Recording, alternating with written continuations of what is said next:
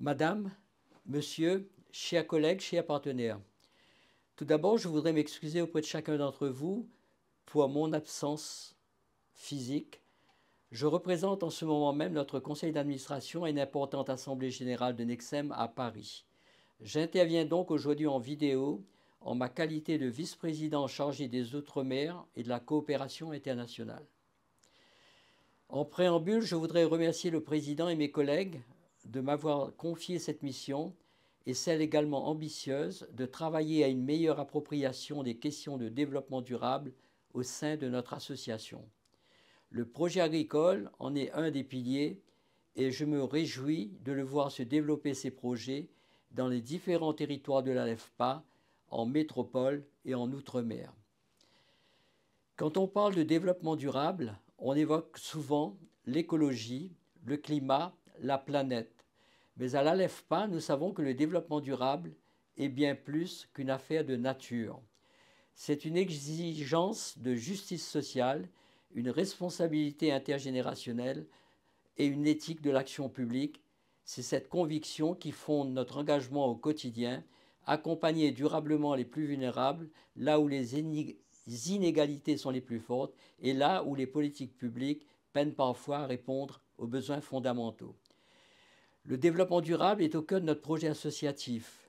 Il se traduit dans notre manière d'habiter les territoires, de concevoir nos projets et nos établissements, de développer nos activités, de faire alliance avec les forces vives locales. Cela passe aussi par des actes concrets, la rénovation thermique de nos bâtiments, le recours à des matériaux écologiques et à la production d'énergie solaire, l'introduction de circuits courts dans la restauration collective de nos territoires, la gestion éco-responsable des déchets de l'eau, la politique d'achat responsable et de mobilité douce. Mais cela va bien au-delà. Le développement durable, c'est aussi notre façon d'accompagner les personnes en favorisant l'autonomie, en respectant les singularités, en construisant des parcours qui donnent toute leur place à la dignité, à l'inclusion, à la participation, à l'autodétermination de chacun. Dans les Outre-mer, cet engagement prend un relief particulier.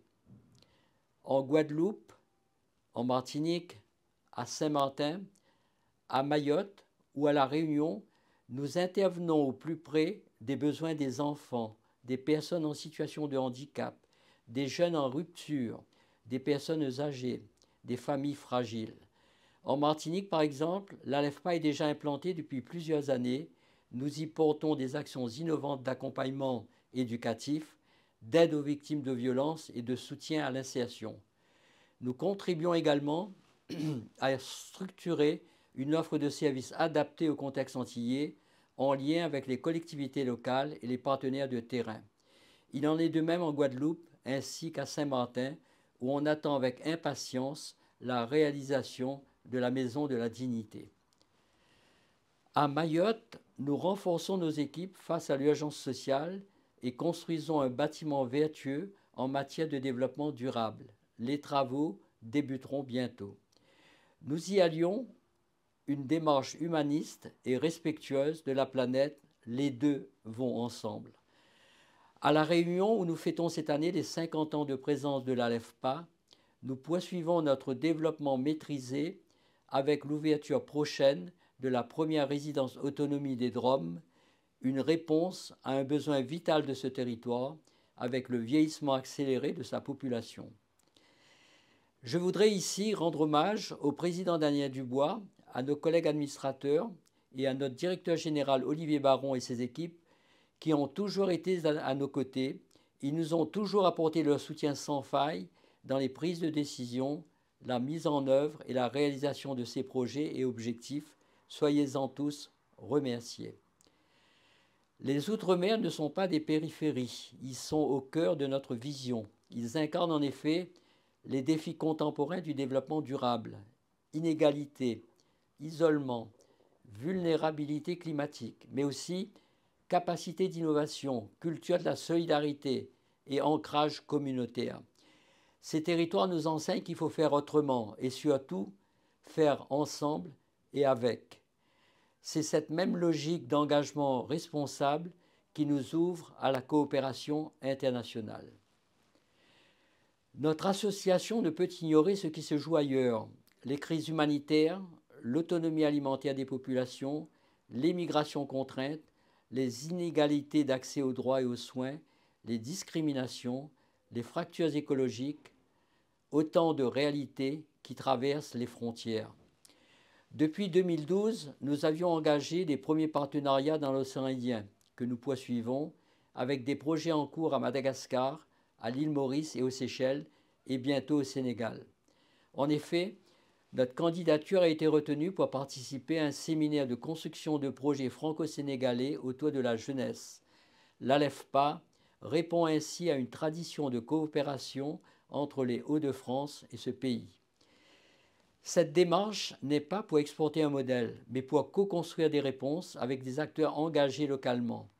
Former, soutenir, échanger, apprendre dans une logique d'humanité réciproque.